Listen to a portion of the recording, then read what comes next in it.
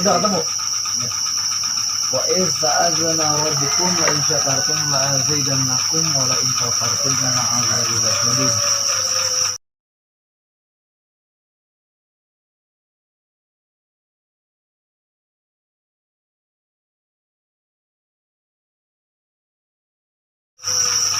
Dan ingatlah ketika Tuhanmu memaklumkan, artinya ketika Allah Subhanahu wa taala memberitahukan la in syakartum la azidannakum wa la in kafartum inna 'adzabi lasyadid.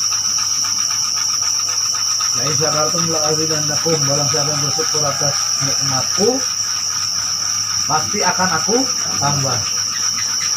Ini dulu nih kita garis bawahi, barang siapa yang bersyukur pasti akan aku tambah. Dulu pernah saya sampaikan sebenarnya. Ini kita kupas lagi.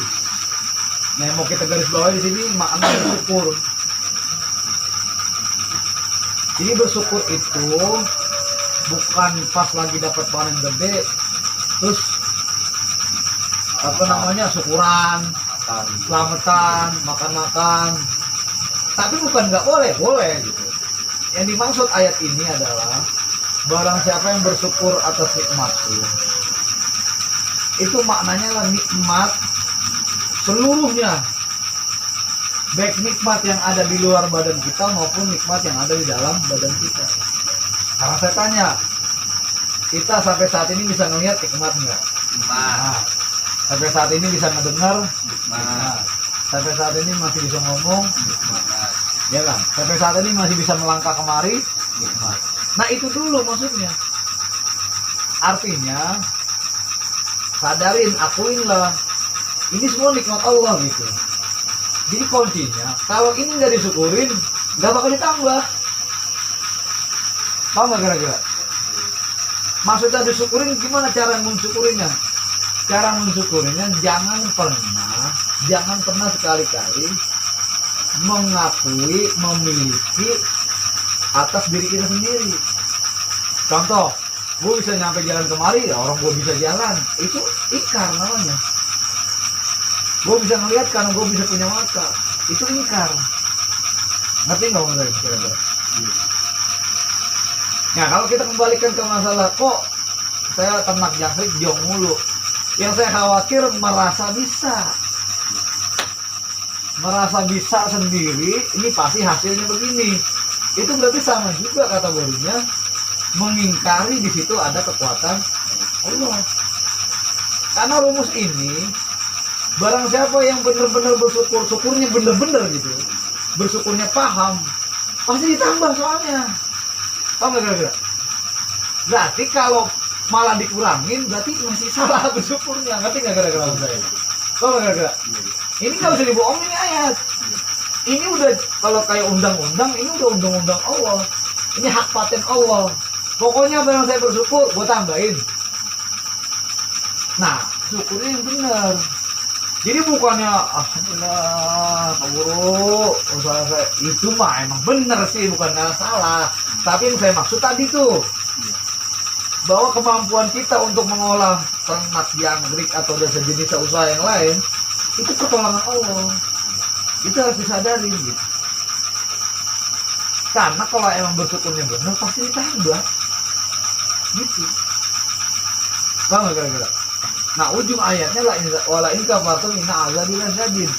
Barang siapa yang mengingkari nikmatku, apa ujungnya? Azabku sangat berat. Nah, paham nggak? Mengakui sih dia. Paham nggak? Nah, makna azab itu bukan berarti azab sambar petir, sambar ledek. Azab itu pernah dulu saya bahas. Jadi azab itu yang membuat hati pedih, yang membuat hati itu teriris-iris, itu pun azab. Bisa. Paham nggak kira-kira? Paham nggak kira-kira? Ini sebenarnya kalau PT Pamin nyambung sama yang dirasain sekarang. Paham nggak kira-kira? Paham ya? Allah udah jelasin ya. Lahu ma fis samawati wa ma fil ardh. Milik Allah lah lapis langit dan bumi dan di antara keduanya. Artinya seluruh alam semesta ini milik Allah. Berarti kita juga milik Allah. Berarti kan semua lahir batin milik Allah. Nah, berarti sampai saat ini kita masih bisa jalan, masih bisa dagang, itu pertolongan Allah pasti ada di situ. Dagang nggak laris pun itu kategorinya itu. Cara balikinnya gimana? Ya sudah akuin, ya Allah iya saya salah. Saya bisa pinter ternak, ini bukan karena saya. Karena Allah ngasih ilmu, ini paham nih di sini nih. Makanya kan berkali-kali saya bilang, kita bisa ngerti ilmu apapun, itu hakikatnya Allah yang ngasih paham. Bisa tahu nih, ngebibitin ini, ngebibitin ternak jangkrik, ngebibitin. Itu ilmunya hakikatnya dari Allah. Jangan sekali-kali orang gua belajar. Jadi seolah-olah apa? Memiliki. Nah itu yang nggak mau seperti itu. Paham ya? Ya.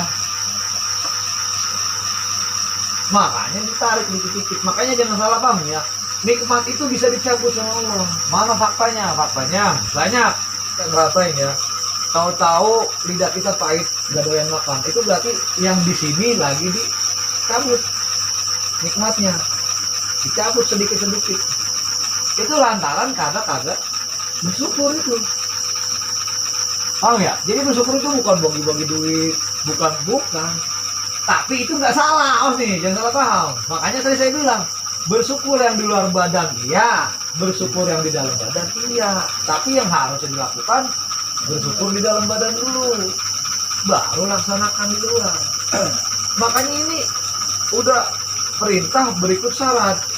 Pokoknya yang syukurnya benar, gue tambahin kata Allah. Tapi kalau yang syukurnya salah, gue cabut. Tuh, paham maksudnya? Jadi makna azab itu sangat berat ya begitu. Cabut. Itu. Ini udah rumus dan nggak bisa ditemukan. Dan ini juga ayat kalau bisa kita pahami benar-benar yang dulu pernah saya bahas. Kalau lagi sakit, terus kita paham ayat ini pasti sehat. Karena pernah saya bilang sakit itu lawannya sehat, bukan mati. Kalau mati jelas ajal, ya nggak ada hubungannya sama sakit sama sehat. Yang menentukan hidup dan mati ya Allah, gitu. Paham nggak kira-kira? Nah pahamin ayat ini, jadi kan kita introspeksi. Oh iya, mungkin tadinya gue merasa bisa, merasa gagal, merasa bisa jalan, merasa bisa begini, merasa begini. Itu salah satu kategori nggak mensyukuri. Nah, kalau pahamin ini, kalau dipahamin, kita pakai, kita praktekinnya bener, ya insya Allah kapan sama dengannya aku tambah nikmat itu. Itu. Kalau pengen bagus lagi, ya sadarin deh. Artinya gini cara ngejalaninnya, ya udah kerja, usaha, ikhtiar, tapi yakinin ini semua pertolongan Allah. Udah itu, nggak boleh kagak jujur itu, bener-bener dari nurani. Saya bisa kayak gini, engkau tolong. Kalau nggak engkau tolong, ya Allah mana bisa gue jalan. Gitu aja gampangnya. Lah, kalau bikin kaki lumpuh ya selesai, habis semua usaha, betul nggak? Iya. Nah, usaha apapun kalau udah lo bikin sebelah aja nih, udah tutup semua perusahaan. Tempel. Makanya saya bilang hati-hati. Segede apapun perusahaan, segede apapun usaha kita, kalau lupa sama bersyukur ini, itu gampang banget ngerubuhinnya. Sedetik 2 detik gampang, nggak usah perusahaannya, orangnya diambil set. Itu bisa udah dengar Pak, angkat telepon, apaan sih ini ya? Ya, tuh, itu gampang, makanya nggak bisa dah kita mengelawan Allah. Nah itu maksudnya, artinya akuinlah kita ini hamba Allah yang diciptakan Allah. Dan nggak mungkin kita bisa melawan Allah. Artinya kalau sekarang lagi dikasih sakit, jangan marah-marah, jangan ngeluh, jangan ngomel. Pasti ada musabab yang membuat kita dibikin sakit. Artinya kayak Yunus 44, Allah nggak jahat, berarti kita kan yang jahat sama Allah. Gitu. Paham gak? Pokoknya itu udah jelas juga di Yunus 44. Allah kan ngomong di situ berfirman, aku tidak pernah jahat sedikit pun sama manusia. Akan tetapi manusia itu yang jahat sama dirinya sendiri. Nah yang dimaksud jahat sama diri sendiri itu ini nih, nyamuknya nih, nggak mengakui. Kan jahat berarti. Kalau kata Allah gini, lu bisa ngelek itu gue yang ngasih lo melek. Lu bisa jalan gue yang ngasih, lu bisa jalan. Ngapa lu ngaku-ngakuin berarti lu jahat gitu loh maksudnya. Paham maksudnya? Nah, jadi secara hakikat bukan berarti terus Allah bikin lumpuh. Jadi si kaki ini yang nggak mau bergerak. Awas ingat ya, organ tubuh kita ini makhluk Allah semuanya. Ingat ya. Paham kira-kira? Mata, kuping ini takluknya sama Allah, bukan sama kita. Paham kira-kira? Kaki, tangan ini semua takluknya, tunduknya sama Allah, bukan sama kita. Walaupun dia menempel di kita. Mana faktanya? Faktanya sampai sekarang apa bisa kita ngatur jantung kita bergerak? Nggak bisa. Ini betak nih. Kita bisa ngurus nih? Nggak bisa. Kita bisa susah ya. Tahu nggak? Jantung nih, dep, dep, dep, dep, dep. Bisa kita, bentar lu. Masih. Bener nggak? Iya. Maksudnya ini biar ngerti. Jadi semua ini makhluk Allah nih yang ada di badan kita. Gitu. Makanya saya tantang. Kalau emang kita bisa mengatur yang ada di badan kita, satu aja tuh, jantung aja tuh, kelarin dulu itu. Nggak ada yang mampu. Belum mengalir darah di badan kita, bisa nggak kita berhentiin? Oh iya, berhenti dulu. Bisa. Paham nggak? Nah, tarik nafas ini bisa kita ini. Bisa. Paling banter kuat 5 menit 10 menit.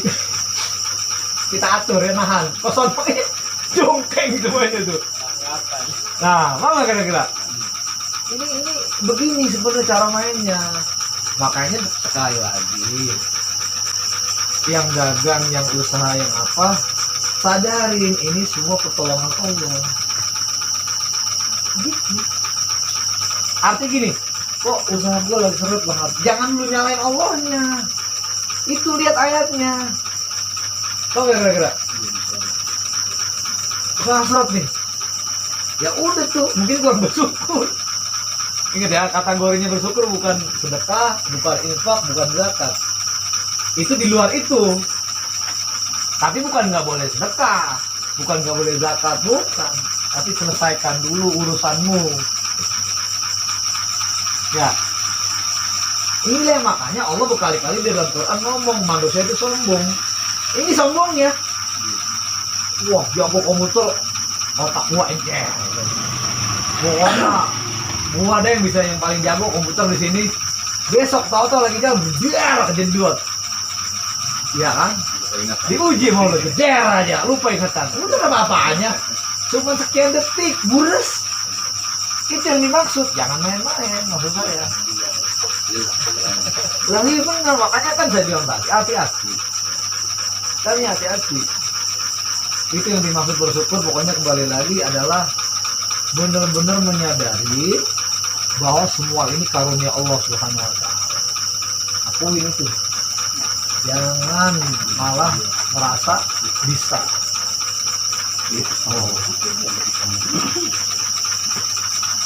Paham nggak ya? Nah, saya jelasin selanjutnya. Nah, ciri orang yang bersyukur itu harus berciri.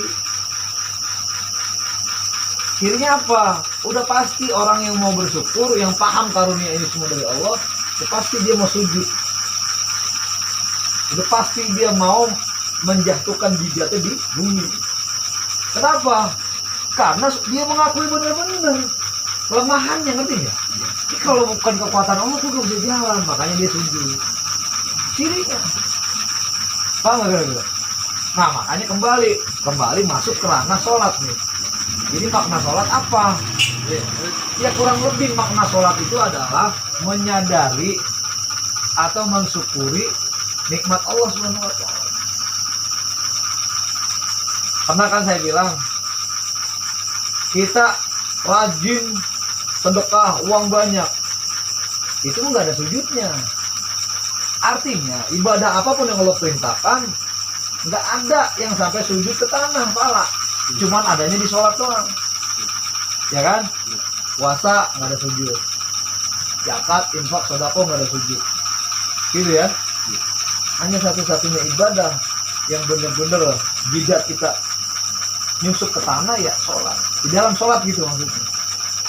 Kayak tadi saya simpulin, ciri orang yang pandai bersyukur, dia menyadari karunia Allah Subhanahu wa taala, dia pasti mau sujud. Jadi tandanya dia tuh akhirnya pas sujud, ya Allah terima kasih, saya sampai sekarang masih bisa jalan, masih bisa melihat, mendengar, masih dikasih sehat. Itu ngeri sebenarnya. Coba dah renung-renungin deh. Tahu ya? Ya Pak RT ngalamin kan bagaimana bininya pasti dalam nangis-nangis. Pasti yang ada di kepala cuma satu, takut mati. Bener gak? Takut nggak ketemu lagi. Nah, makanya itu ujung ayatnya. Paham gak? Nah, paham gak kira-kira?